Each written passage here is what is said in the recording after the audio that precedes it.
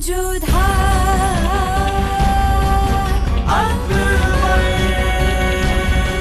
ये धारावाहिक किसी प्रकार की ऐतिहासिकता का दावा नहीं करता। तत्कालीन परिस्थितियों को दर्शाने के लिए आवश्यक और उचित नाटकीय रूपांतर किए गए हैं। ऐतिहासिक रूप से जोधाबाई के स्थान पर हरकाबाई, हीर कुंवर जैसे नाम इतिहास में प्रचलित हैं। ये धारावाहिक किसी भी सामाजिक परंपरा और पारिवारिक संबंधों का ऐतिहासिक दावा नहीं करता है। इसका उद्देश्य किसी भी समुदाय की भावनाओं को ठेस पहुंचाना नहीं है।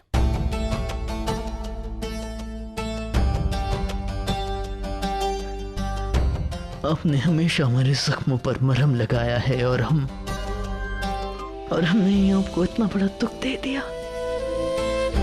हो सके तो हमें माफ कर दीजिएगा जोधा बेगम। उसकी कोई आवश्यकता नहीं है।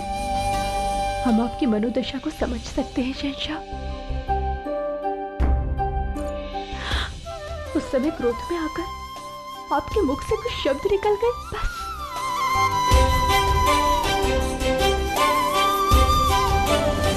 प्रणाम शहंशाह।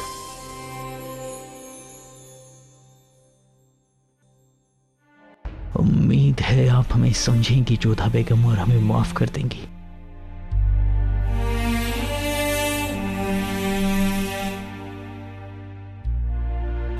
जोधा बेगम, जोधा बेगम,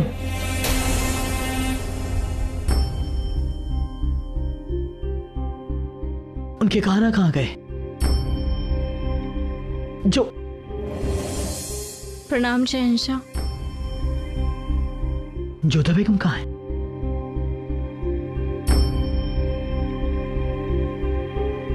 क्या है ये? हमारी सखी जोधा बेगम चली गई शहंशाह। आपके लिए पत्र छोड़कर गई हैं।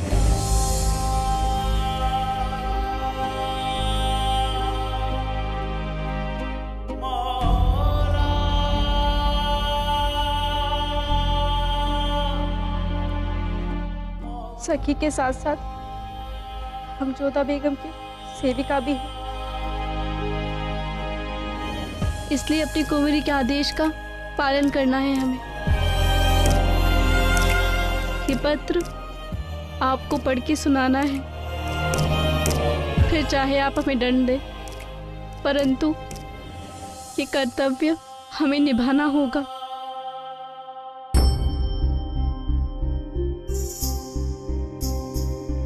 आदरणीय शहंशाह, प्रणाम।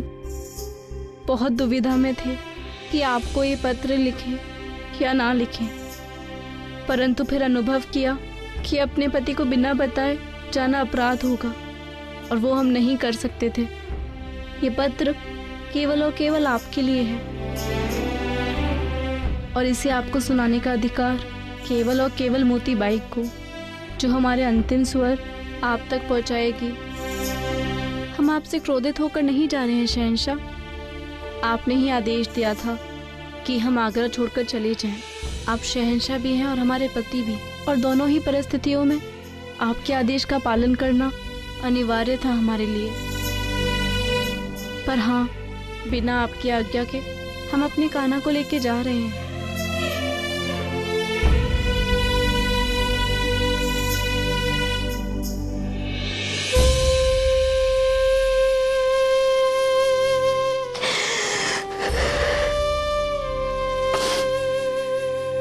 क्षमा चाहते हैं कान्हा, हमें आपका स्थान फिर से बदलना पड़ेगा, क्योंकि जब इस महल में हमारे लिए स्थान नहीं रहा तो फिर इस कक्ष में क्या रहेगा।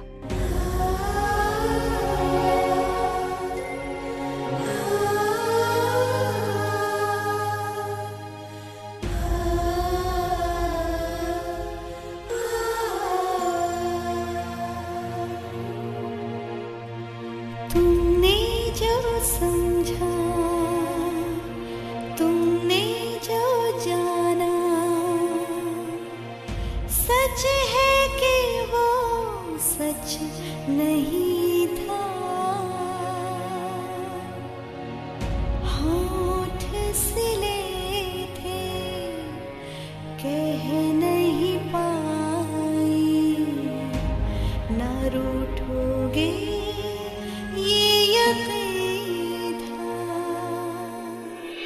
कल रात जब आप हमारी कक्ष में आए, बहुत क्रोधित थे आप, और मन में केवल क्रोध नहीं, संदेह भी था हमारे लिए।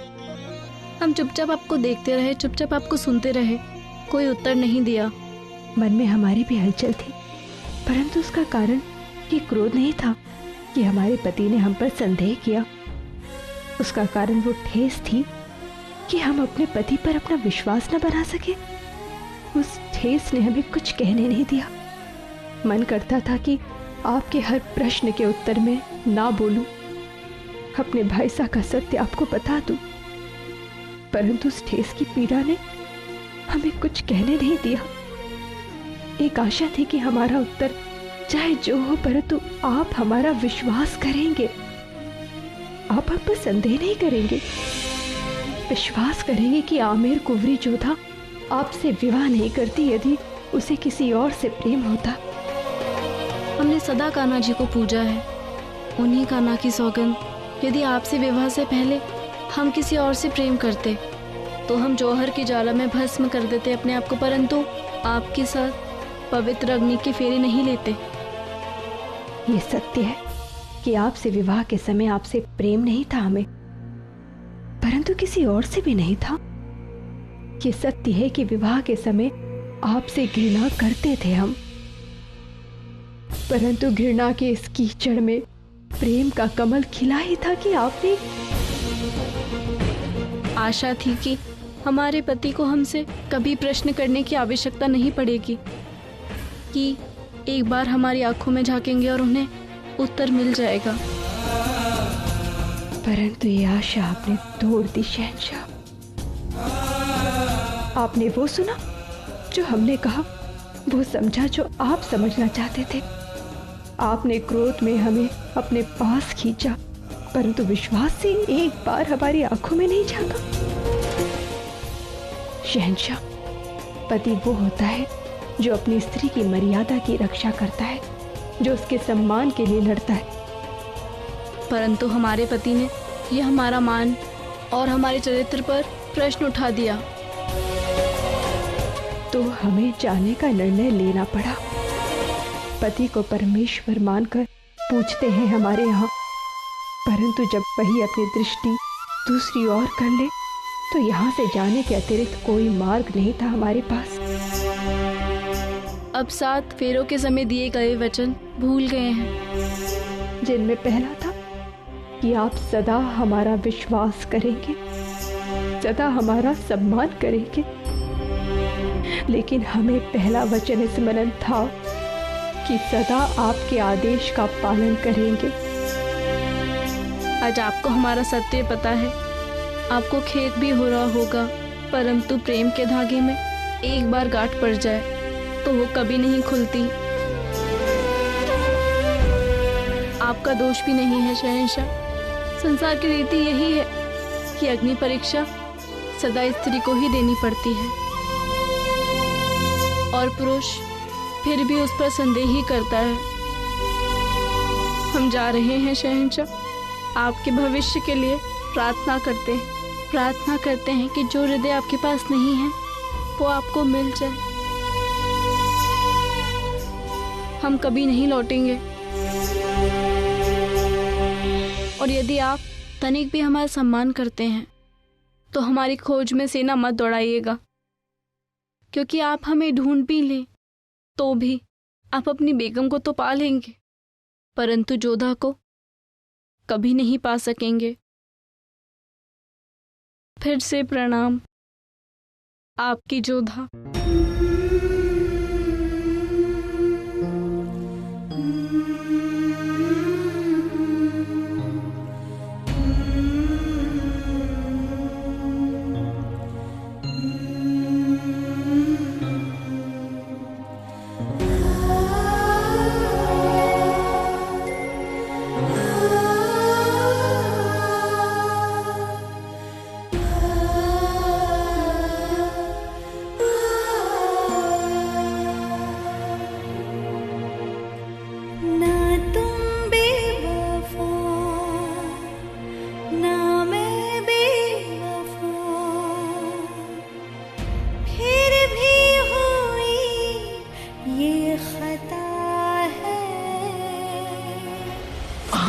उससे मोहब्बत करती हैं।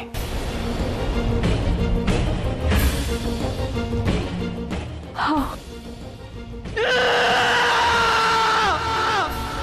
मेरी खामोशी बन गई दुश्मन, मुझको मिली ये सजा है। ना तुम बेवफा, ना मैं बेवफा, फिर भी हुई ये खता है। मेरी खामोशी बन गई दुश्मन, मुझको मिली ये सजा है। मुझको मिली ये सजा है। दिल कशमकश में पड़ा है, दिल कशमकश में पड़ा है।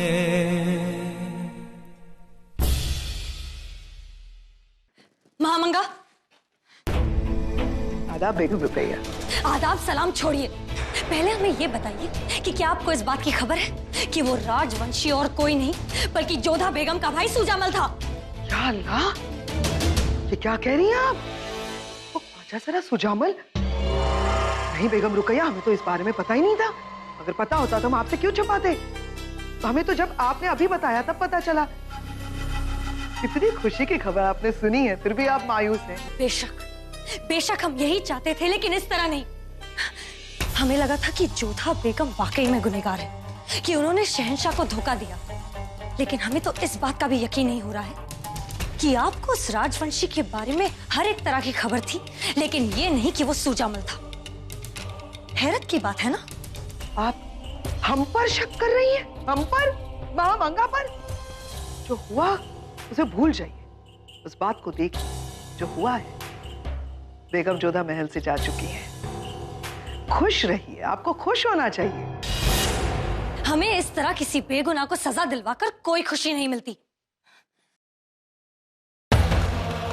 क्या कहा आपने? बेगुनाह?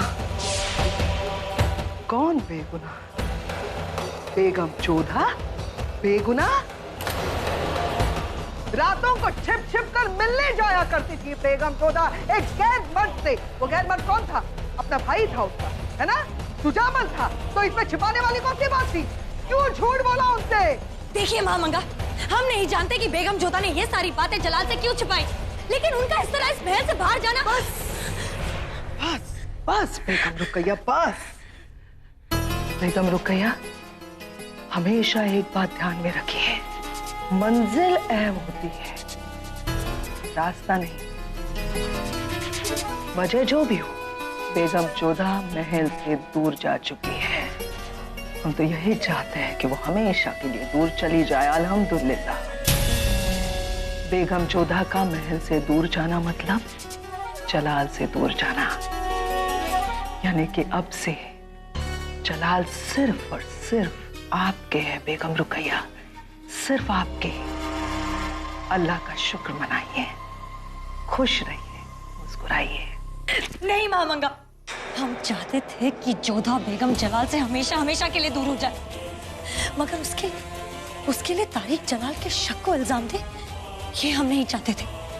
आप नहीं जानती, जब जलाल को सच्चाई के बारे में पता चलेगा तो जलाल जोधा बेगम को ढूंढने के लिए जमीन आसमान एक कर देंगे, और फिर जोधा बेगम और जलाल और भी करीब हो जाएंगे। तब हमारा क्या होगा?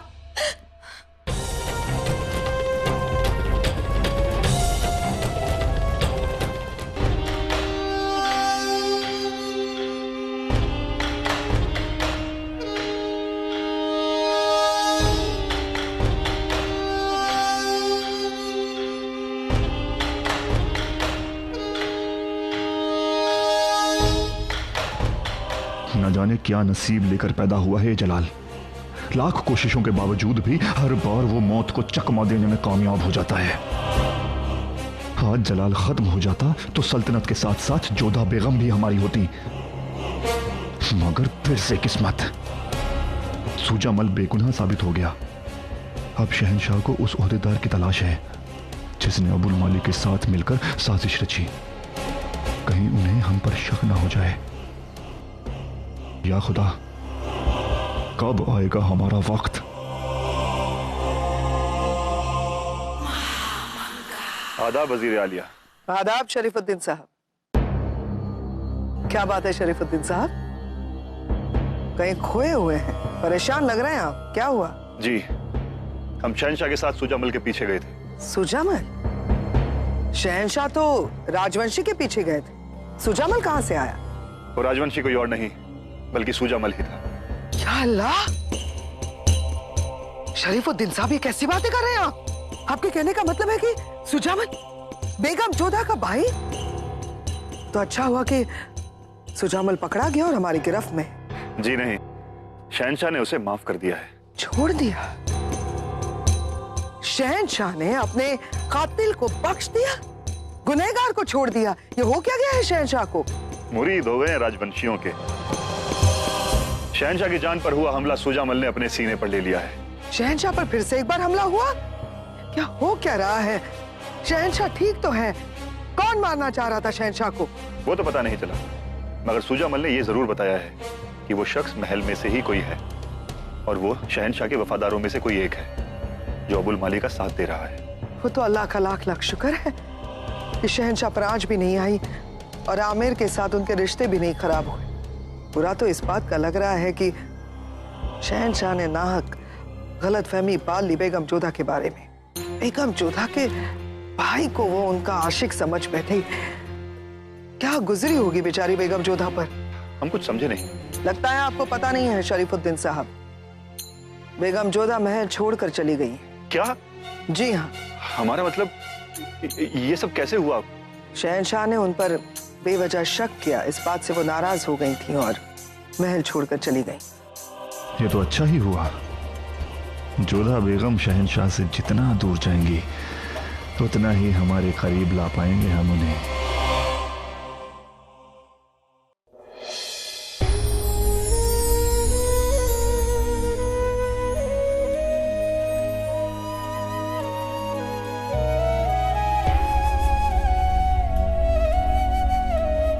अरे भाई साहब, हमें पीने के लिए थोड़ा सा जल मिलेगा?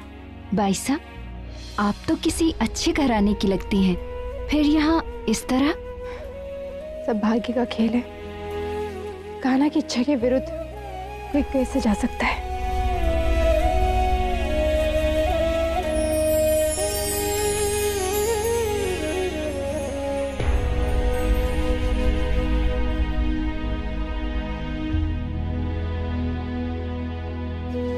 भाई, मुझे तो शहंशाह के निर्णय समझ में नहीं आते। कभी दास प्रथा हटा देंगे, कभी लगा देंगे। अगर ऐसा है तो तीर्थ कर क्यों लगा रखा है? जजिया क्यों वसूलते हैं? अरे ये सब दिखावा है बस। बादशाह को ना प्रजा से मतलब है ना दासों से। आज गुलामी हटाइए, कल को वापस लगा देंगे। सही कहते हो भाई, ये सब दिखावा है। ये भी बाकी शहंशाहों की तरह है, केवल अपने विषय में सोचता है। बिल्कुल सही कहा आपने काका साहब, शहंशाह बहुत ही बुरे मनुष्य हैं। सब दिखावा है। अब इसमें कौन सी बड़ी बात हो गई कि उन्होंने कई वर्षों से चलते आए दास प्रथा को समाप्त करवा दिया? या इसमें कौन सा बड़ा उपकार कर दिया कि सैकड़ों बच्चों को उनके माता पिता से मिलवा दिया? या इसमें कौन सी ऐसी बड़ी बात हो गई कि कई नाबालिग बच्चियों का विवाह रुकवा दिया उनके भले के लिए? कई कुएं खुदवाए, उनकी प्रजा मान सम्मान से जी सके ऐसा अधिकार दिलवाया। ये सब कोई बड़ी बात थोड़ी है ना? यहाँ पर बैठकर बातें करना सरल होता है, परंतु सिंहासन पर बैठकर दूसरों का भला करना बहुत कठिन।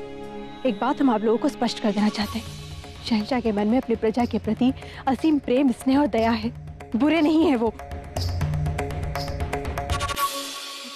क्षमा चाहते हैं, हम कुछ अधिक बोल गए। बाईसा, आप कौन हैं? क्या आप शहंशाह को जाने हो? नहीं, हम नहीं जानते।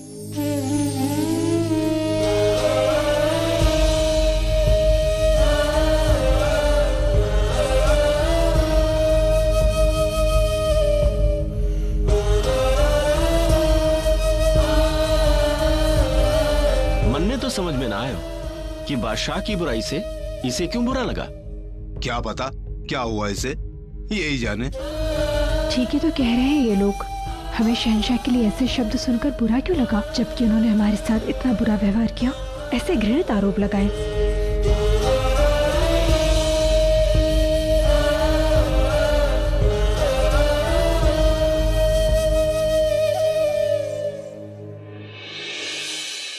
बाईसा, लगता है आप काफी दूर से आई हैं।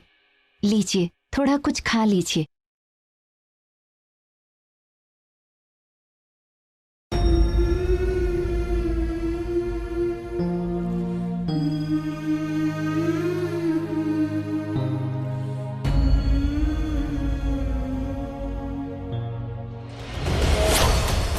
हमें आपसे मोहब्बत हो गई थी जोधा बेगम।